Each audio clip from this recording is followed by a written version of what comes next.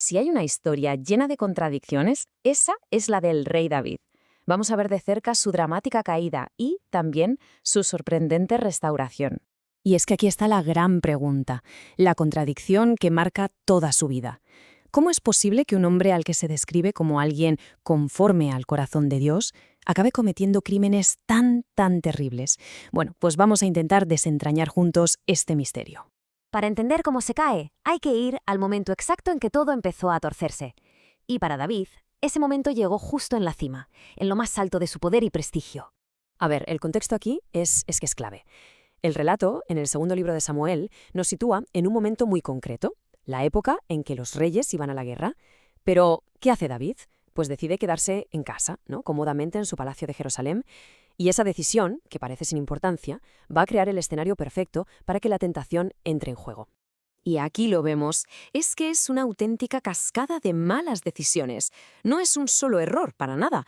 Todo empieza con el deseo, al ver a Betsabé. De ahí pasa al adulterio.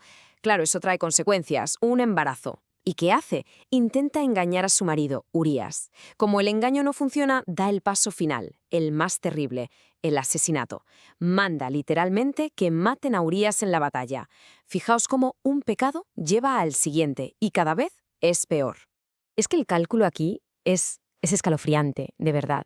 David le da a Urías una carta que el propio Urías tiene que entregarle al general, a Joab. Y en esa carta va su propia sentencia de muerte. Y Joab, el general, se convierte en cómplice. Así, sin más. Una muestra brutal de hasta dónde puede corromper el poder. Pero claro, estas cosas, y más viniendo de un rey, nunca salen gratis. David seguramente pensaba que lo había ocultado todo perfectamente, pero el precio que iba a tener que pagar estaba a punto de caer sobre él, y con una precisión devastadora. Y aquí la historia se vuelve increíblemente irónica. Tiempo después le cuentan una parábola, una historia sobre un rico que le roba su única ovejita a un pobre. David, al oírlo, se llena de ira, de una indignación tremenda, y declara que ese culpable debe pagar 4 veces por lo que ha hecho. Lo que no sabe claro es que acaba de dictar su propia sentencia. Y esta es la parte más trágica, el cumplimiento de esa sentencia. La profecía lo dijo, la espada nunca se apartará de tu casa. Y así fue. Primero muere el niño que tuvo con Betsabé. Después, su hijo Amnón es asesinado por su propio hermanastro, Absalón. Más tarde es el mismo Absalón el que muere a manos de Joab. Y por si fuera poco, al final de su reinado, otro de sus hijos, Adonías, también es ejecutado. 4 hijos muertos. El precio de 4 tantos se pagó con la sangre de su propia familia. Y todo esto nos lleva a un punto de inflexión brutal. ¿Por qué un rey puede esconder sus pecados de la gente? Claro, pero no del profeta Natán, que va a ser el encargado de sacarlo todo, absolutamente todo, a la luz. Pero Natán es muy inteligente. En lugar de acusarlo directamente, le cuenta una historia, una parábola. Le habla de un hombre muy rico, con muchísimos rebaños, que en lugar de usar uno de sus animales, le roba a un hombre pobre su única oveja, la única que tenía y que quería como a una hija, solo para darle de comer a un invitado. La reacción de David, claro, es inmediata y es furiosa. Se enciende de indignación y dice: «Por vida del Señor, que el que hizo esto merece la muerte, y debe pagar 4 veces el valor de la cordera por haber hecho algo así sin tener compasión». Él no tiene ni la más remota idea de que se está condenando a sí mismo. Y entonces llega el momento. Natán destroza por completo el mundo de David con una frase corta, directa, que resuena hasta hoy. «Ese hombre eres tú».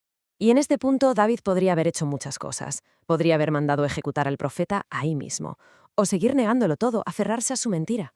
Pero no. Su reacción ante esta confrontación es lo que lo cambia todo. Es el comienzo de su largo y doloroso camino de vuelta. La profundidad de ese arrepentimiento quedó grabada para siempre en el Salmo 51. Y si nos fijamos, no es solo un «ay, qué pena que me hayan pillado». No.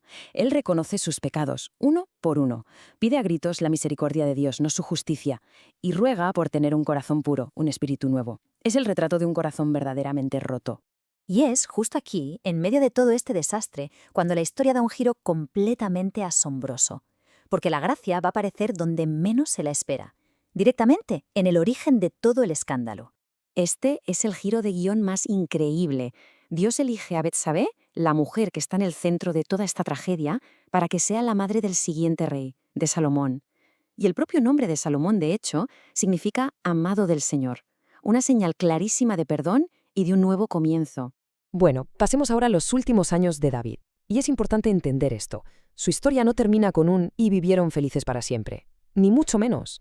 Su vida siguió siendo una mezcla muy compleja de lucha, de pagar las consecuencias y también de una fe renovada. Esta cita lo resume a la perfección. David no tuvo una vida de completa felicidad, sufrió persecución, engaño y la muerte de seres queridos. El perdón de Dios no borró las consecuencias, el dolor humano de sus actos.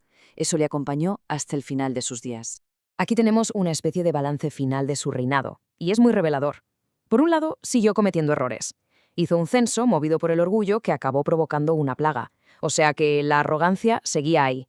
Pero por otro lado, vemos su fidelidad. Consiguió la victoria sobre los enemigos, reparó daños del pasado y compuso cantos de alabanza reconociendo siempre que la ayuda venía de Dios. Y esta frase final revela a un David mucho más maduro. Cuando tiene que hacer un sacrificio para detener esa plaga, le ofrecen el terreno gratis, pero él se niega y dice: «No ofreceré al Señor mi Dios un sacrificio que no me cueste nada». Había aprendido la lección, que el arrepentimiento de verdad, la adoración sincera, siempre tiene un coste personal. Así que al final, el legado de David no es nada simple. Es un tapiz complejo, ¿verdad? Tejido con hilos de fracasos terribles, de un sufrimiento inmenso, pero también de una habilidad política brillante y de una gratitud muy profunda, una gratitud que le costó mucho conseguir. Y con esa imagen nos quedamos. Pecador, afligido, estadista, agradecido, un personaje increíblemente humano. De todas esas facetas, la pregunta que queda en el aire es: ¿cuál de ellas es la que más resuena con nosotros hoy en día?